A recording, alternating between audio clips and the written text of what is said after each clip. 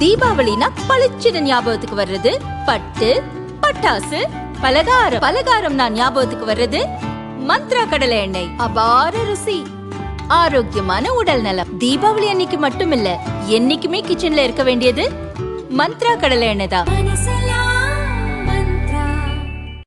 Online சூதாட்டத்துக்கு மத்திய அரசு தடை விதித்துள்ளது. சட்டவிரோதமாக இயங்கும் ஆன்லைன் சூதாட்ட செயலிகள் இணையதளங்களில் அப்பாவி மக்கள் லட்சக்கணக்கில் பந்தயம் கட்டி பணத்தை இழக்கின்றனர். பணத்தை பறிகொடுத்த சிலர் தற்கொலை செய்து கொள்ளும் சம்பவங்களும் நடக்கிறது. இதனை தடுக்க மத்திய அரசு எடுத்த நடவடிக்கையில் ஒன்எக்ஸ்பெட் நிறுவனம் சிக்கியது. ஆன்லைன் சூதாட்டம் மற்றும் கேமிங் தொடர்பான நிறுவனம் ஒன்எக்ஸ்பெட்.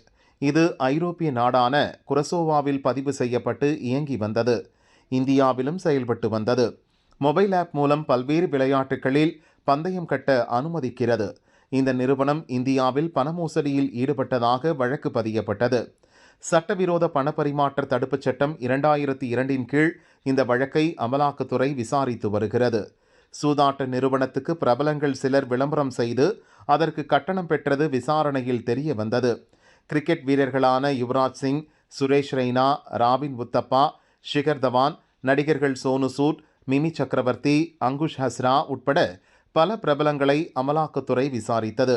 விசாரணையில் கிரிக்கெட் வீரர்கள், நடிகர்கள் சிலர் பந்தய நிறுவனம் அளித்த பணத்தை பயன்படுத்தி வெளிநாட்டில் சொத்து வாங்கியது கண்டுபிடிக்கப்பட்டுள்ளது. அதனை பண மோசடி மூலம் வந்த வருமானம் என அமலாக்கத்துறை கூறுகிறது. அந்த சொத்துக்களை அமலாக்கத்துறை மதிப்பீடு செய்து வருகிறது. அவை தற்காலிகமாக முடக்கப்பட்டு குற்றப்பத்திரிகை தாக்கல் செய்யப்பட்ட பின் பறிமுதல் செய்யப்படும் என தெரிவிக்கப்பட்டது.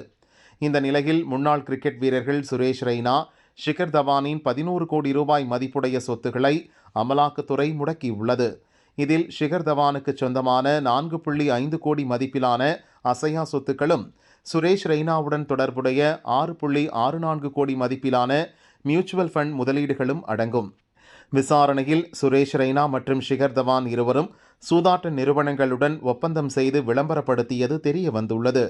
விளம்பரங்களுக்கான பண பரிமாற்றம், சட்டவிரோத செயல்பாடுகளை மறைக்க வெளிநாட்டு ஏஜென்ட்டுகளை பயன்படுத்தியதும் உறுதியானது. இது குறித்து விசாரணை நடக்கிறது. சூதாட்ட விளம்பரங்களில் தொடர்புடைய பிரபலங்களின் நடவடிக்கைகள் குறித்து கடுமையான கண்காணிப்பு தொடரும் என அமலாக்க அதிகாரிகள் தெரிவித்தனர்.